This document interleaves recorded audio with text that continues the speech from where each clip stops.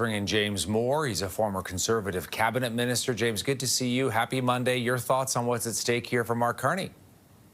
Well, I mean, look, this is not only the most important budget so far of his term as prime minister, but I think it's probably the most anticipated budget that Canada has seen, perhaps since the budget of the spring of 2009 after the global recession, or even going back to 1995 and that sort of watershed budget that's really reshaped Canadian politics and federal-provincial relations for a decade. Look, there's a lot at stake. The Donald Trump hangover and the shadow that he casts on the Canadian economy, the dynamic of a minority parliament, and then the struggles that Canadians are having, right? I mean, less than 1 in 3 Canadians have $250 in spare cash available on a monthly basis to absorb a hit, an unexpected hit to their cost of living.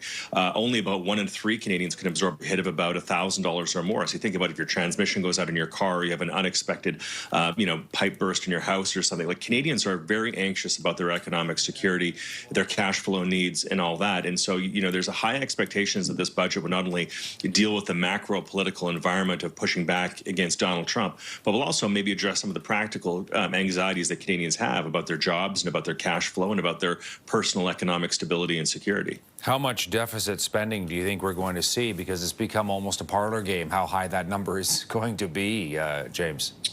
Yeah, I mean, the Parliamentary Budget Officer speculated $68 billion. We've seen numbers up to $100 billion. And these are actually historically staggering numbers, right? I mean, and just to put it in context, about every year, the Government of Canada taxpayers pay about $50 to $55 billion in debt servicing costs for the country. To put that in perspective, the GST brings in between $21 and $25 billion per year. So Canadians, you imagine if we had a 10 to 12 cent, or percent rather, 10 to 12% GST, that's how much taxation is causing just for us to carry our level of indebtedness. So Canadians are tolerant of deficits only if they believe that's significant, that it's going to result in some significant improvements in their lives. But people have also learned through the inflation crisis and the spike in interest rates that we've seen over the past few years that you can't do this forever. That the promise that deficits mean investment means better economic outcomes. Canadians have been told that story for over a decade now, and Canadians don't feel more economically secure after a decade of year-over-year escalating deficits. So I think if the government is going to have a $68 to $100 billion deficit announced tomorrow, I think Canadians are going to really want to see what that means and why they're better off as a consequence. Where do those extra 3 votes come from in the House of Commons in order to pass this budget? The budget will be tabled tomorrow, but the confidence vote is not tomorrow. So, those extra couple of votes that the government needs, they could find that from Bloc, Québécois MPs deciding to abstain. They could find it from New Democrats saying they're not going to vote against the budget, maybe right out of the gate, but maybe see if they can find a way to negotiate or do something. The challenge that the government has with the NDP is that they're really a party of 7 people, not a singular entity of 7 block of 7 votes that they can negotiate with. So I don't think we're going to see an election as a consequence of this budget. It could happen, but I don't think it will.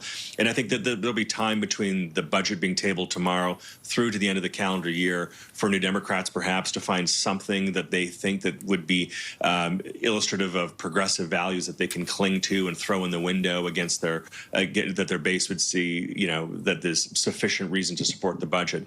And there's room for the Liberals to negotiate and maneuver and maybe do something regional for the Bloc Québécois or others. But Canadians don't want an election campaign. We've had lots of economic and political instability as a result of Donald Trump and other things going on in the world. I think an election campaign would really hurt Prime Minister Carney's reputation as being a steady manager of Parliament and the broader economy. James Moore, former Conservative cabinet minister, joining us today from Vancouver with his take. Good to see you as always. Thank you. Thank you.